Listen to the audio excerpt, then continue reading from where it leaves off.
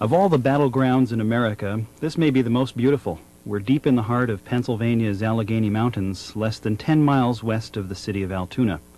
Millions of years ago, nature waged war here by compressing prehistoric muck into sedimentary rock, then lifted and folded the rocks into mountains more than 2,000 feet tall. But today the war is between one of the mountains and an army of humans and machines under the command of the Consolidated Rail Corporation, otherwise known as Conrail. This pair of locomotives drifting downgrade doesn't look like much in the way of firepower. It's more like a tracer bullet that lights up the battlefield for an onslaught of westbound trains.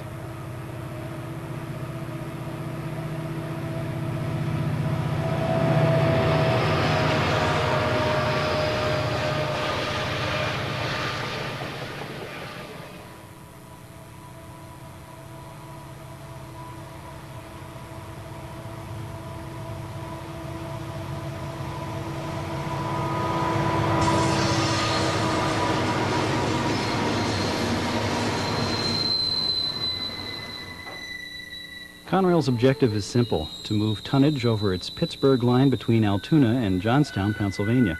The railroad's frontline weapons are track, signals, and locomotives. They underscore Conrail's unshakable belief in the principle and power of technology and engineering. The mountain's response is simple and just as uncompromising. It's a stiff 1.8% grade that limits the speed and tonnage of westbound trains climbing the mountain, as well as eastbounds heading downgrade. The mountain's arsenal includes rain, snow, high winds, even rock slides. Mind you, there are lulls in the battle, but this isn't one of them.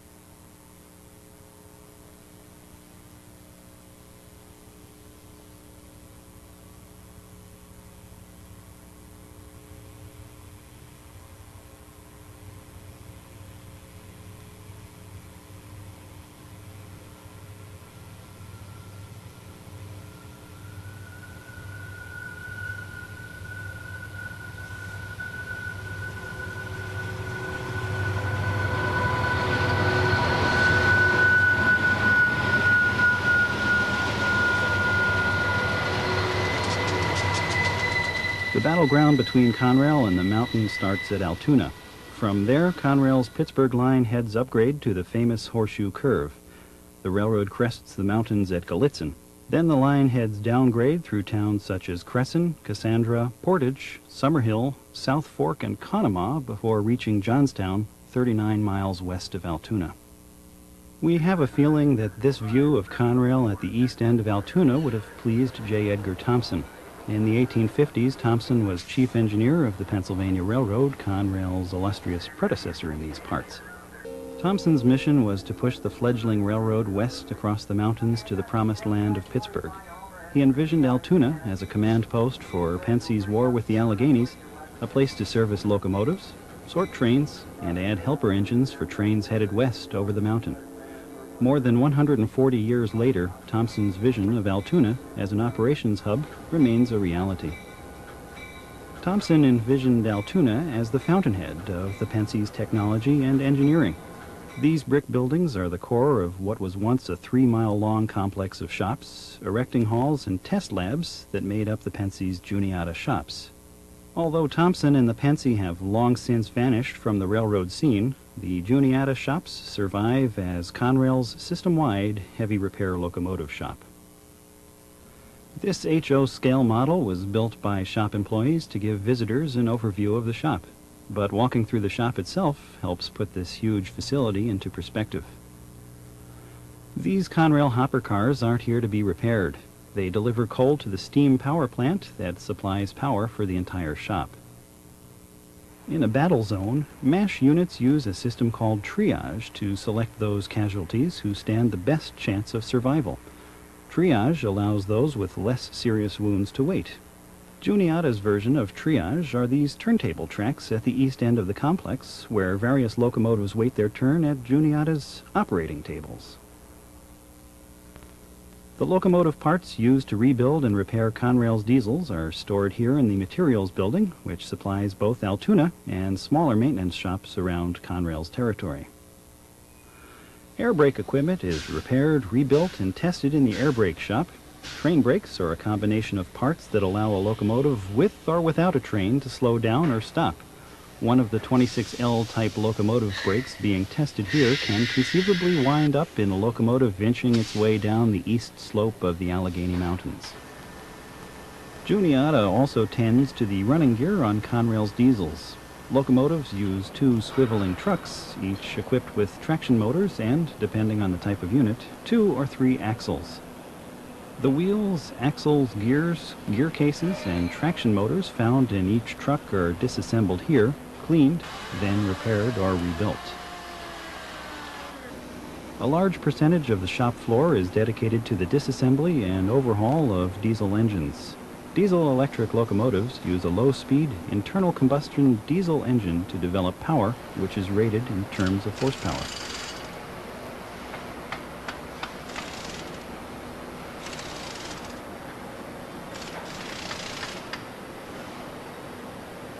If cleanliness is next to godliness, then the engines that are overhauled at Juniata are spiritual indeed. At the other end of the shop floor, workers put overhauled diesel engines back together. Humpty Dumpty should have asked all the king's men to call Juniata. Each reassembled engine needs to be moved to another area of the shop to be installed in a locomotive. Although a diesel engine and its attached main generator represent less than 15% of a locomotive's weight, you wouldn't want to pick it up and lug it to the other end of the shop. Instead, shop workers attach the engine to an overhead crane. The engine is lifted high enough to allow a mobile shop platform to move out of the way. This is a job for steady nerves and careful hands. Then the reassembled engine is sent on its way. Final assembly of overhauled units takes place here. The locomotive on the left is an old GP9 built in the 1950s by the Electromotive Division of General Motors, otherwise known as EMD. Juniata also assembles GM locomotives of a different sort. This is the unpainted nose of an SD60i, a 3,800 horsepower bruiser of a locomotive, normally built by GM at its factory in London, Ontario. Conrail ordered 90 such units in 1994. Because of capacity problems at London, GM was unable to deliver the units as fast as Conrail liked. So Conrail agreed to build half of the units at Juniata. Everything from engines to hood components are delivered to Juniata and assembled in 5 bays by 54 Conrail employees. Juniata has a long history of building locomotives. In Pennsylvania Railroad days, Juniata built 6,873 locomotives, everything from steam engines to electrics. The common thread is the dedication and skill of the people who worked here then and now. Insofar as our people, we certainly do regard those people as assets. They are the prime reason we are able to produce quality products in a timely fashion. They have a rich history of various crafts here at Juniata, most of which were attained through apprenticeships, and through the years that knowledge has been passed along. The history of Juniata shops is tied closely to the history of Altoona itself. In 1850, the Pensy purchased 224 acres of land and set up shop in what would become Altoona. The city developed into the largest shop community in North America. By 1925, over 16,000 people were employed in the 37 acres that comprised the Pennsylvania Railroad's Altoona shops. The story of the shops and the people who worked there is interpreted at the Altoona Railroaders Memorial Museum in Altoona. The centerpiece of the museum's outdoor display may be this restored Pennsylvania Railroad GG1 Electric. Leaving Altoona, westbound trains pass through CP Works, seen here from the 4th Street pedestrian overpass. CP stands for Control Point, another way of saying interlocking. The General Electric U-23Bs on the left are stored at the entrance to Juniata. Works interlocking is used by locomotives moving in and out of Juniata, as well as helper movements. What looks like a passenger train backing towards us is Conrail's office car special. Conrail uses the OCS for special moves, such as trips to inspect the railroad.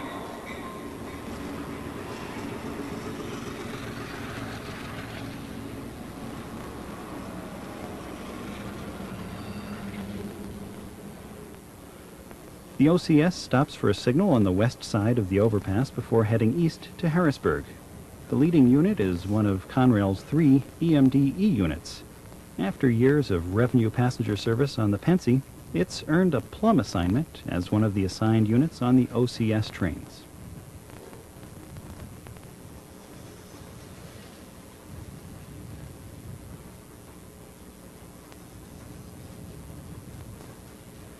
We can't help but feel sorry for the U-23Bs as the E units storm out of Altoona. Despite the fact that the U-23Bs are at least 15 years younger than the E units, their next move will probably be to the boneyard.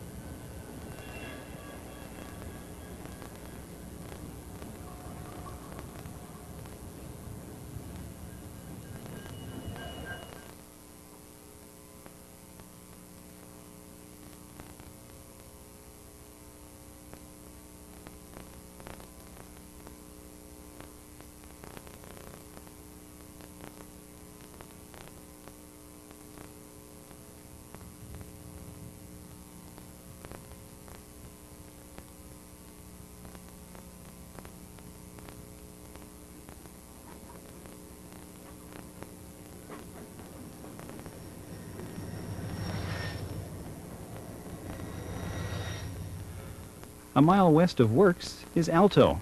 This section gang is working on the switches that control the junction with the 6-mile Cove secondary track, which heads south to Conrail's car shops at Hollidaysburg. The structure guarding Alto is a classic Pennsy gingerbread tower built in 1915. What's more, Alto is staffed by round-the-clock operators, one of 4 such towers left between Altoona and Johnstown in the spring of 1995. 5 interlockings in Altoona are controlled by Alto, including CP Works. But don't be fooled into thinking that Alto is some sort of high-tech command post. The heart of the tower is an old machine built by Union Switch and Signal. Push you on the rear to 6362. But the soul of the tower are the operators who work here 365 days a year. Well, then will be TV11. E is an empty. TV11E. 5543. 5543. Kathy is probably 20 minutes.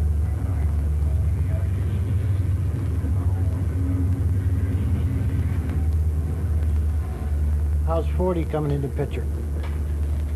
Half a mile west of Alto is Slope, the start of the 1.57% climb up the east slope of the Alleghenies. That's Amtrak's eastbound Broadway Limited on the South Track, otherwise known as Track 1. The train left Chicago the night before and will roll to a stop in New York later this afternoon. The westbound freight on the right is on the North Track, otherwise known as Track 3. The unoccupied track in the middle is Track 2. The maintenance road between Tracks 1 and 2 is the remnants of a 4th main track. Conrail removed it in the early 1980s to reduce costs. Trains on the Pittsburgh line retreat from the public eye west of Slope, but they make a grand entrance 3 miles later when they stroll into the spotlight at Horseshoe Curve.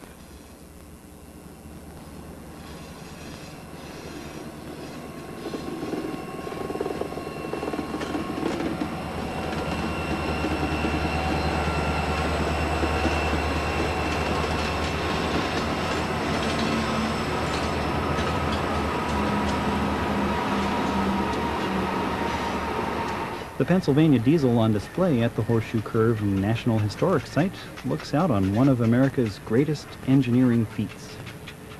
In the mid-1850s, the Pennsylvania Railroad expanded west across the state of Pennsylvania until it came face-to-face with the Allegheny Mountain front. J. Edgar Thompson plotted the railroad's battle plan. Irish immigrants chewed away at the face of the mountain using little more than hand tools and dynamite.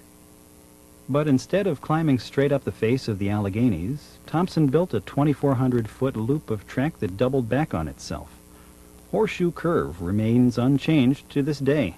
Trains climb 91 feet per mile, which means the west side of the curve is 122 feet higher than the east side.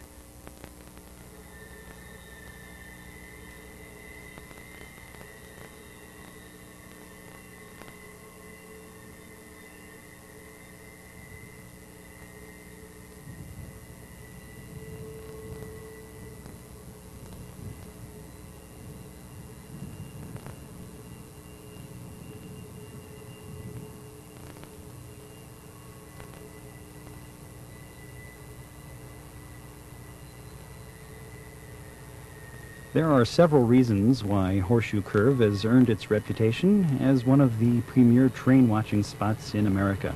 Well, what I like about the curve is the fact that it has trains on it, and it's beautiful scenery up here, and you get some real good fresh air every now and then, get out of the city, and the people that you meet up here from all over the place, different walks of life and stuff, and just have a good time up here along with other people.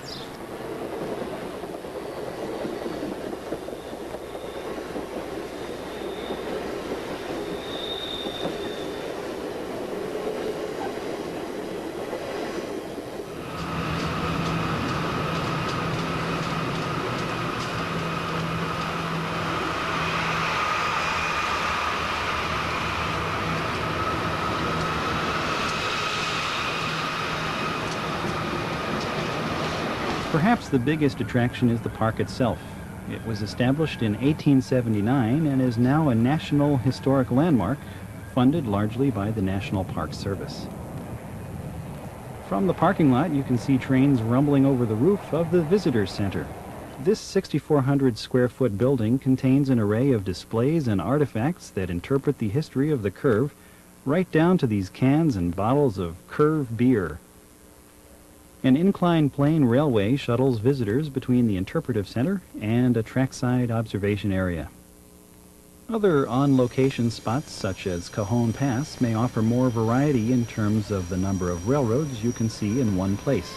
But this is the only spot in America where visitors are invited to get this close to a working railroad. And what brings you up here then? Trains. Just like watch them through here? Watching them, smelling them, everything. Get as close as I can to them without them getting upset. What makes this such a handy place to come? They don't stop. Every 5 minutes you get one. Coming where I come from, it's kind of slow. You gotta wait every 25 minutes, half an hour. You might be lucky to see a train. It's a different range of people. You go from extreme rail buffs that are here from the time I get here to the time I leave, to people that come up here to look at one train go by and then go home. I've interviewed people from Australia that traveled 10,000 miles to get here. Just someone this morning from Canada just came by himself to see it. So people from all around the world, believe it or not, do come here. I think it's neat. I love watching the people, watching the trains. The engineer waves to them, and they wave back. It's neat. It's a one-on-one almost, and I love the scenery. I've been coming here since I was a kid myself. My mother and dad used to bring me here also when I was, young. The spectacular of the curve, having a train on all three sides of you continuously, and getting two trains at once going in each direction, and it's amazing how they built this place, and what it means.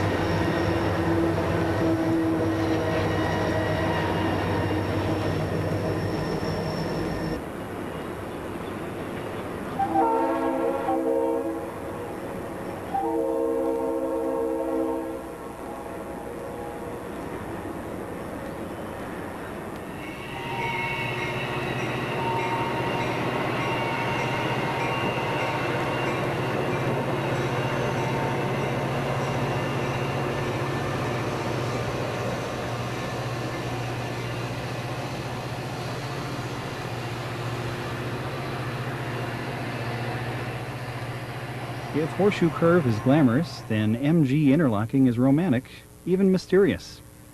MG was built in 1944 when the Pennsy needed crossovers midway up the mountain to handle the glut of World War II traffic. Although officially closed in 1978, it stands in splendid isolation 2 miles west of Horseshoe Curve.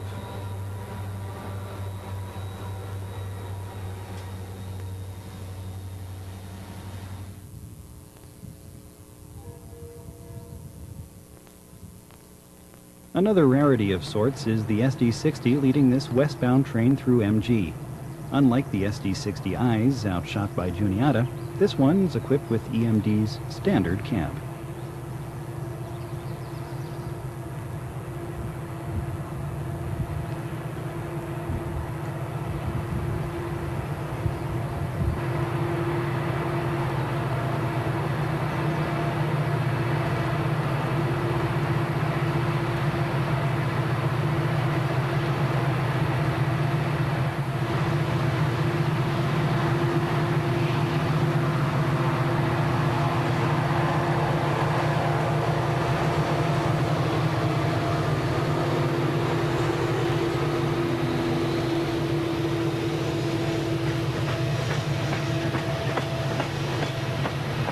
When Conrail was born on April 1st, 1976, it had nowhere to go but up. Created by law, the railroad rose from the ashes of 7 bankrupt northeastern railroads. One of them, Penn Central, was the product of the unhappy merger of the Pennsylvania with its arch-rival, the New York Central. Conrail started with 17,000 route miles in generally poor condition, 5,000 locomotives ranging from decent to derelict, and a push from the federal government in the form of $2.1 billion. Turning Conrail into a profitable company was an uphill battle. At stake was the future of viable rail transportation in the northeastern United States, where Conrail served 6 of the nation's 10 largest population centers. Conrail proceeded to sell or lease 6,000 miles of excess trackage. It embarked on an intensive program of rebuilding track and roadbed. Old locomotives and cars were repaired and new ones purchased.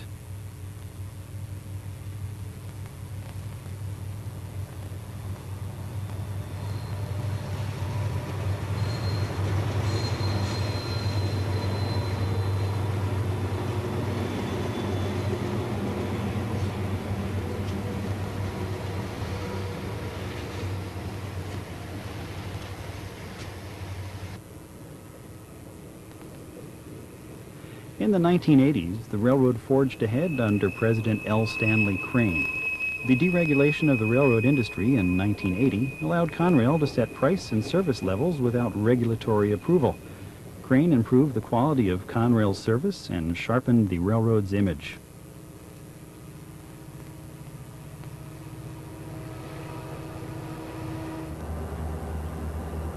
With the help of Conrail's employees, Crane led Conrail out of the weeds. Conrail went from a railroad that lost $1 million a day to one that made $1 million a day.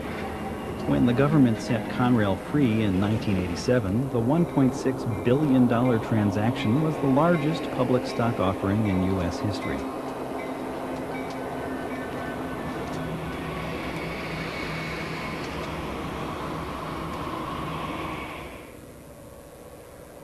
Today, Conrail operates 11,700 route miles, and the railroad plans to slim down even further.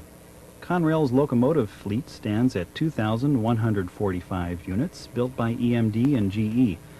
The only thing that continues to climb is Conrail's revenue, which reached $3.73 billion in 1994.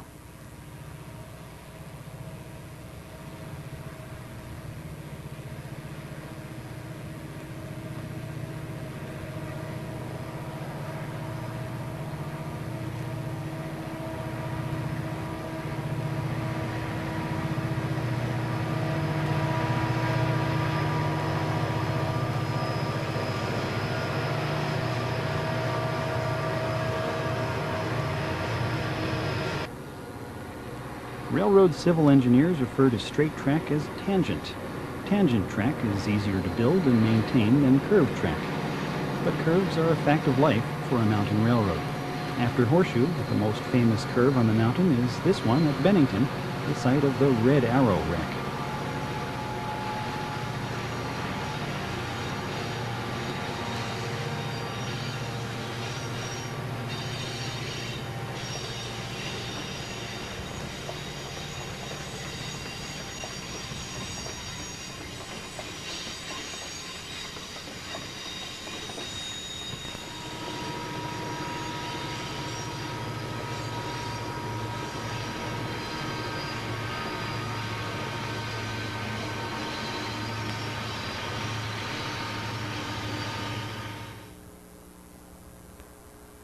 It happened during the wee hours of February 18th, 1947.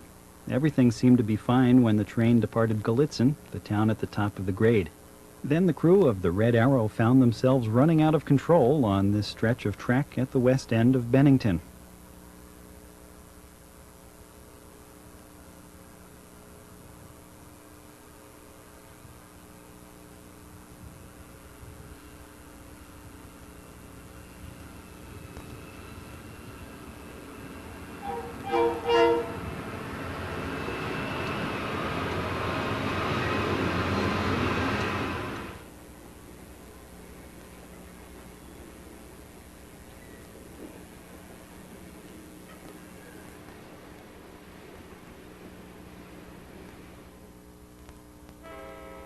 Had the crew fallen asleep?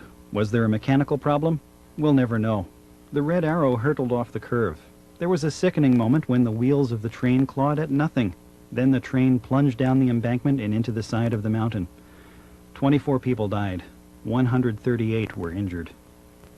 It makes you wonder if it's any easier running trains over the mountain today. This is one of the toughest I've ever seen. And knowing how to handle trains, these engineers, and especially the helper engineers here, are extremely good in the Altoona area handling trains over these mountainous regions. Like I said, it takes a special type of skill, and not only, as an engineer, you not only run the equipment, but you have a sense, it's like a sense of feel with your pants, so to speak. You feel that operation with your train, just by this, what we used to call the seat of your pants operation.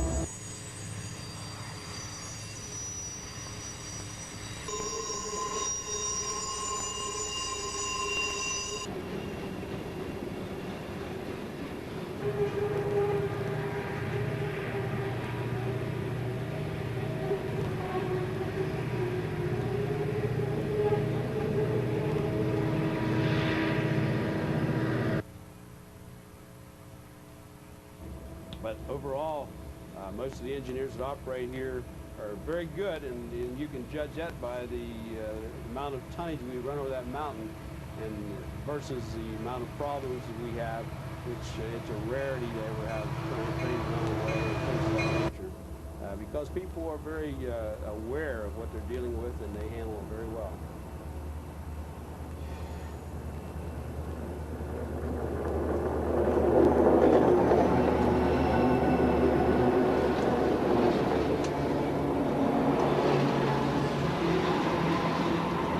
At Gallitzin.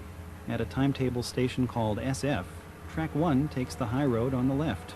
Tracks 2 and 3, on the other hand, take the low road on the right. Conrail's command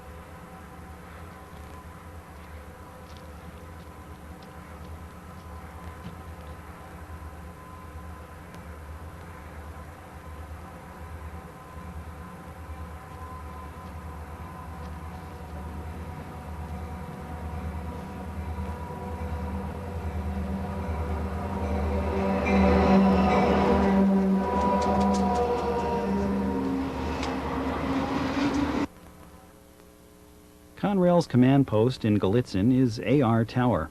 Although the only tracks visible from the tower are Track 1 and a passing siding, the operator at AR controls all 3 mains through town. Well, we come up the mountain, you have to get the trains through the tunnels both ways, both directions. And you have to watch your westbound to make sure you keep them moving so the pusher doesn't get stuck in the tunnel. And right now they have one tunnel closed on the westbound. They're widening and heightening it to make sure the double stacks, to start running double stacks up the mountain. And Oh, it's a good job. Yeah, do you like it? I hate to see the tires go, yes. Okay. 39 years of it. Well, the best thing, when you're busy, it keeps your attention. It's sort of enjoyable when you're busy. This job really sort of makes a hermit out of you. I mean, you'd rather be, you don't like people around after 39 years of it, really. You like to be, I enjoy being by myself. That's, carries over to home, too, except for the wife, of course. West ESPI 8 at 1218. That's it. Although the operator at AR can barely see it, UN is just a stone's throw from the tower. A loop track peels off track 2 to connect with track 1 at AR. A helper set waits to use the loop track. But first, there's the matter of conflicting traffic to deal with.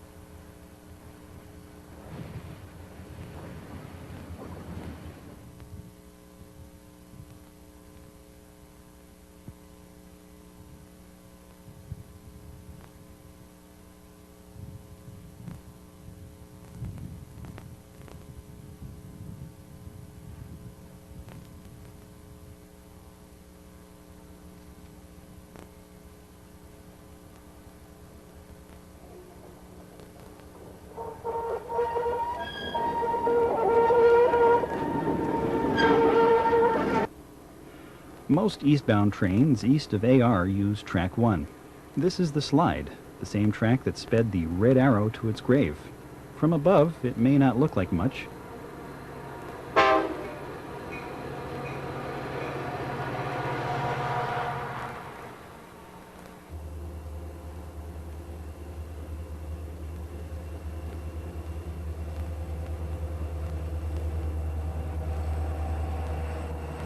But hunker down next to the tracks and it's another story. Here you can actually see the top of the grade. The Comfort Cab GE leading this freight is perched 2,200 feet above sea level, the highest point on the Conrail system.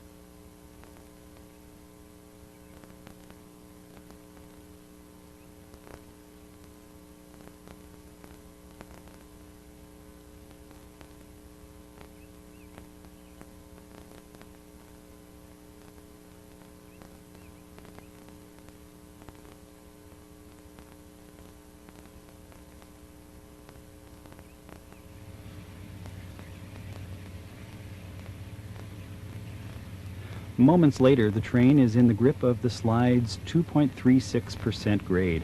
The train will tiptoe along at no more than 12 miles per hour until it reaches SF, 1 mile away.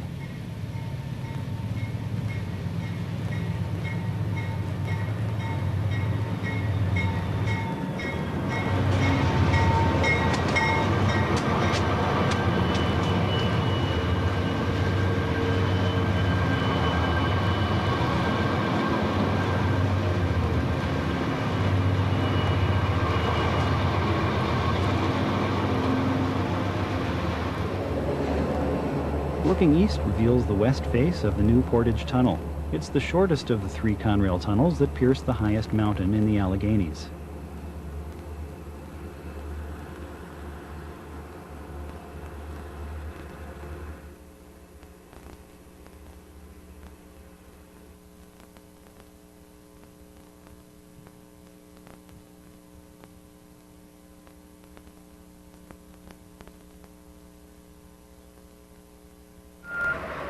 The other 2 tunnels are in a state of flux. Conrail is in the process of enlarging the Allegheny Tunnel for double-stack container traffic. Double stacks are taller than conventional freight cars and require more clearance in tunnels and under bridges.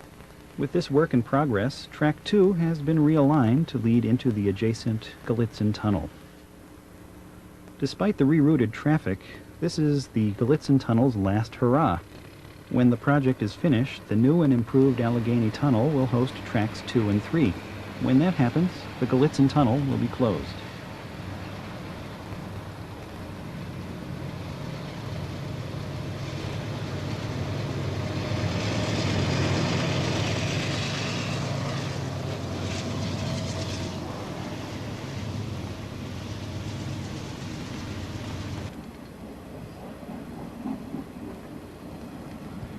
Perhaps the best place to watch both eastbound and westbound trains in Gallitzin is at a place called Tunnel Hill. Facing east, you can see Tracks 2 and 3 on your left. On your right is a loaded ballast train heading east on Track 1. The power is crossing the remnants of Conrail's New Portage Secondary, which was abandoned in 1981.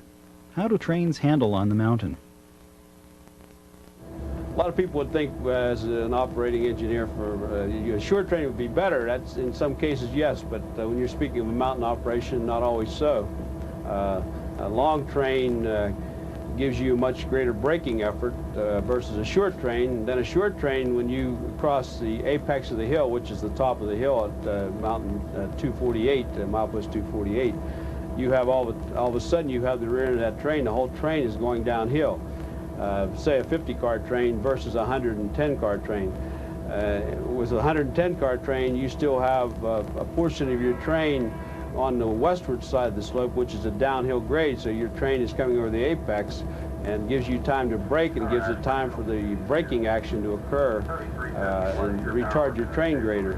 And then as you come down the mountain, you also come into a series of curves, and curvatures have a tendency to bind up your train as well when you're putting and the problem with say number 1 track coming over the top at AR is very steep. There's a timetable special restriction on speed depending on what your operative brake capacity is for engines and cars and tonnage, and some of them are very restrictive, and the problem is it's so steep it's trying to keep your speed down,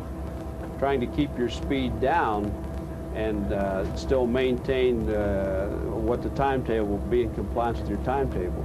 So what happens, it tends to run fast on the straightaway, then when you get into curves it naturally binds. So it takes a lot of capability for an engineer to know how to handle that train there and make him run the speed that he has to maintain down that mountain. Helpers live up to their name on the mountain. Trains climbing upgrade require 4 horsepower for every ton of train weight. That means helpers can often be found shoving on the rear of Conrail's heaviest trains. But horsepower isn't the only thing that a helper is good for. The extra dynamic braking provided by helper locomotives gives heavy trains headed downgrade more power to stop.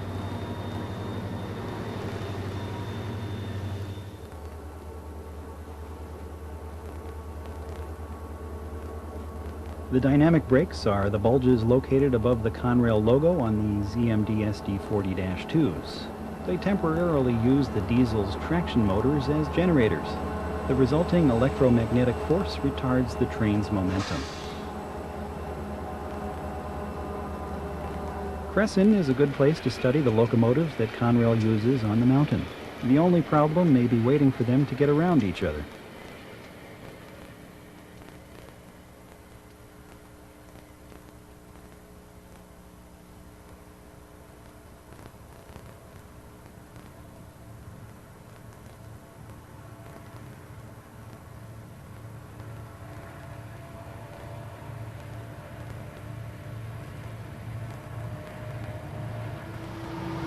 Most through freights rate high horsepower locomotives with 6 axles like these 3,800 horsepower SD60s. The 6360 is one of many Conrail SD40-2s assigned to helper service out of Altoona. Considering that the first SD40-2s were built in 1977, how well have they aged? Well, they've been around a while, but they're a good engine. They have a lot of power. They hold the rail real good, and they're real good in helper service. You could have the hump control and you knock that slipper, you can go pretty slow. I mean, they hold right in there. But they're not like the brand new unit. They're not as quiet as the new unit, but they're a good workhorse. There are two distinctly different types of diesels assigned to local service in the area. One is the EMD GP38-2, a 4-axle diesel rated at 2,000 horsepower. The other locomotive is the SD45-2. Conrails were built in 1972 for the Erie-Lackawanna, one of the railroads folded into Conrail in 1976. In order to lengthen the time between refuelings, Erie-Lackawanna specified a large 5,000-gallon fuel tank. The change forced the relocation of the aftercooler and main air reservoir to the rear of the unit. These louvers provide ventilation for the aftercooler. The SD45-2s are equipped with extended range dynamic brakes, an optional system that allows dynamic braking below 15 miles per hour. Watching trains along the 15 miles between Crescent and South Fork is like shooting fish in a barrel.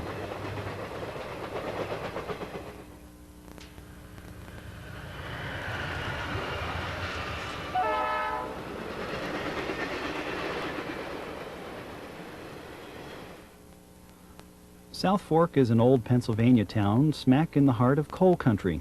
The streets and buildings in town reflect the working-class nature of its residents.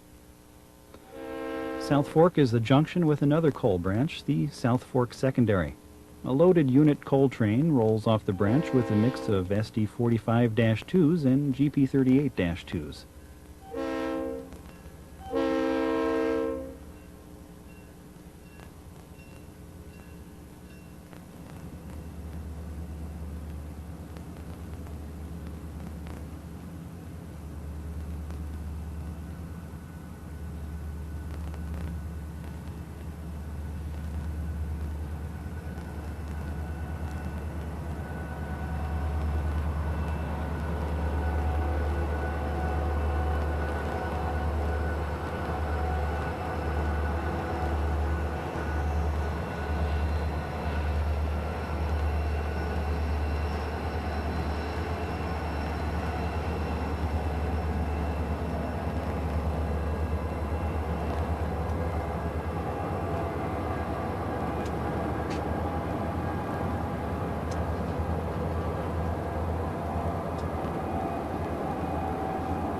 These are bottom dump hoppers that have been rebuilt into rotary dump cars. The conversion allows them to be flipped at the unloading site and dumped upside down.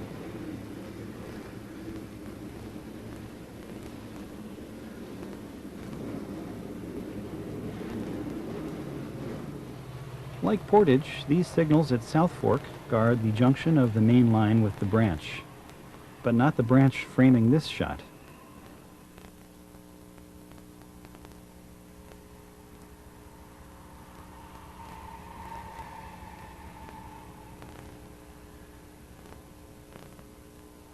Here's a bunch of unsignaled branches with blossoms to boot.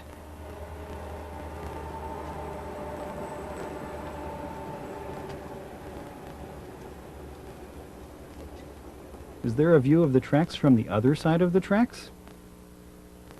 Well, yes, especially if you're halfway up the side of the mountain.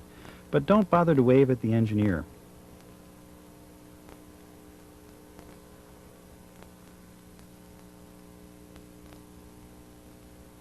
These are houses you can see from the south side of the tracks. Some of the folks who live here remember the old steam engines, and they're glad to see them gone. Made too much noise, they did. Covered everything with smoke and soot, too. They'll tell you they like the diesels better, and you'll see plenty of them from your skybox seat on the side of the mountain.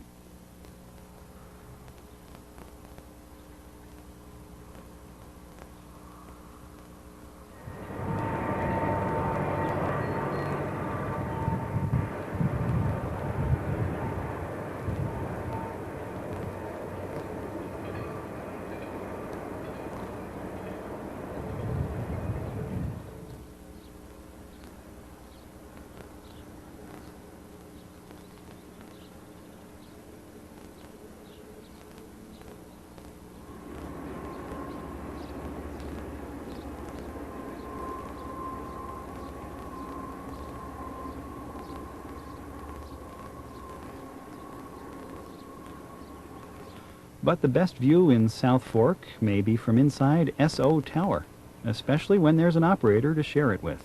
I hate to see the tires closed. Most of the old-timers years ago, the day they retired and walked out the door, they wanted to have the key and lock the tire. Close the tire up, take it with them. I don't feel that way. I wish these tires would stay on forever, which I know they're not, technology and everything.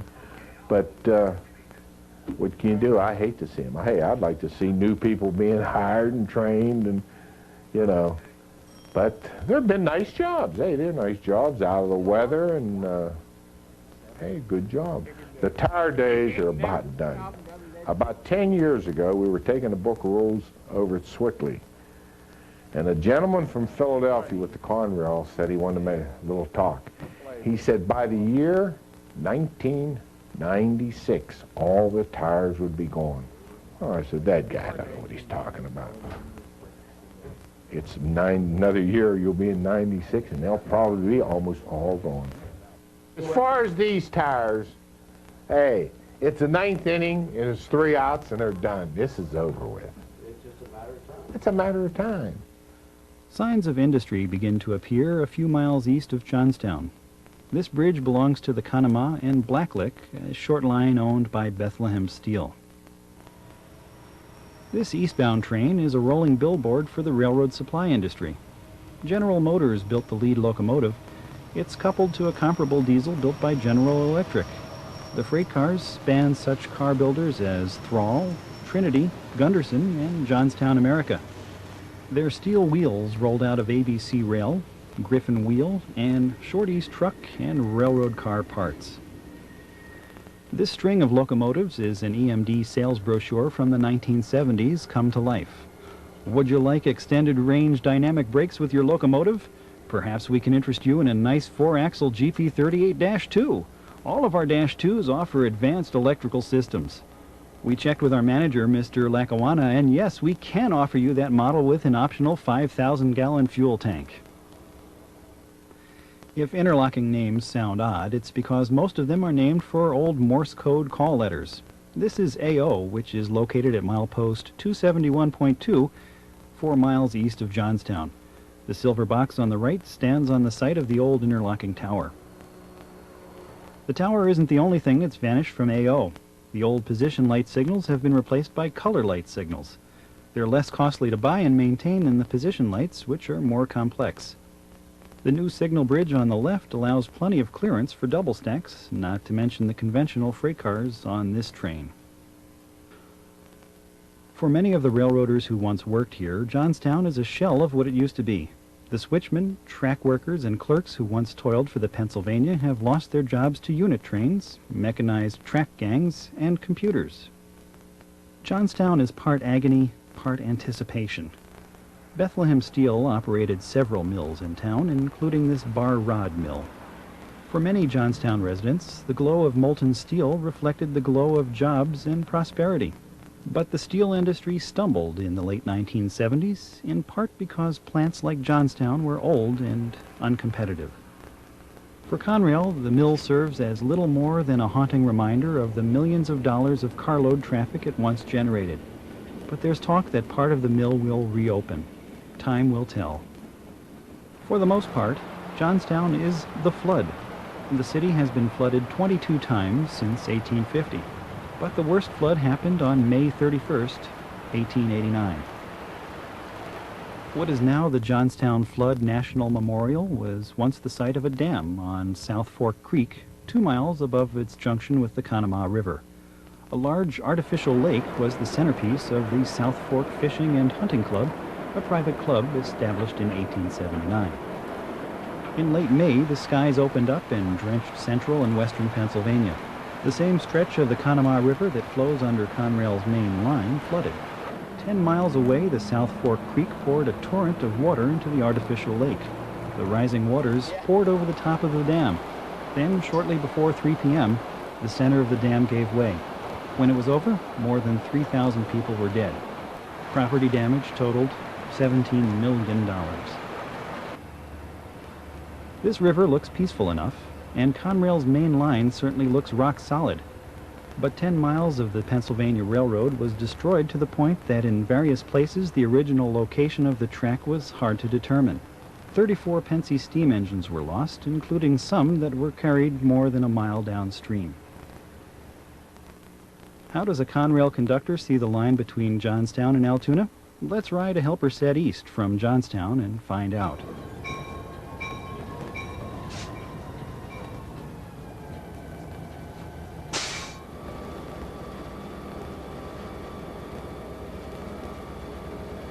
Conrail UFY to the clerk, John Moyer.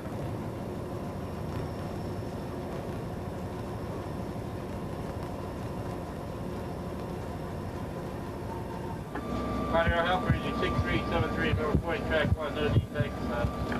Okay.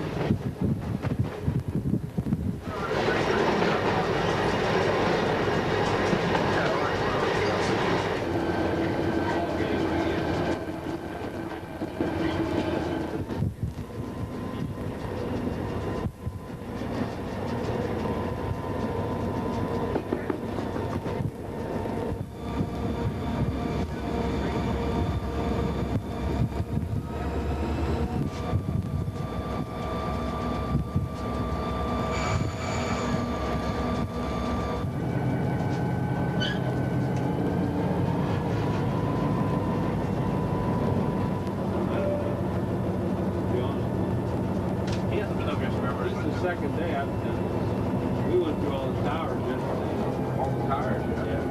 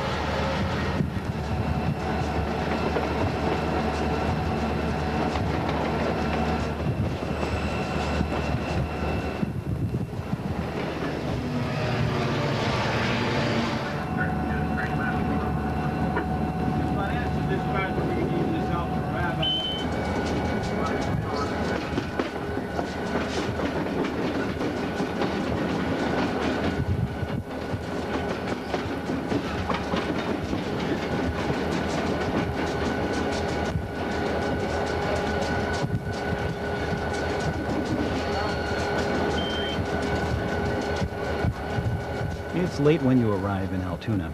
Your mind tells you it's time to wrap things up, but your heart steers you into the mountains for one last visit. A restless sky threatens rain, sending a shiver through the trees. The tracks of Conrail's Pittsburgh line look almost serene in the fading light. Everything is still. And then you hear the train. The battle is on.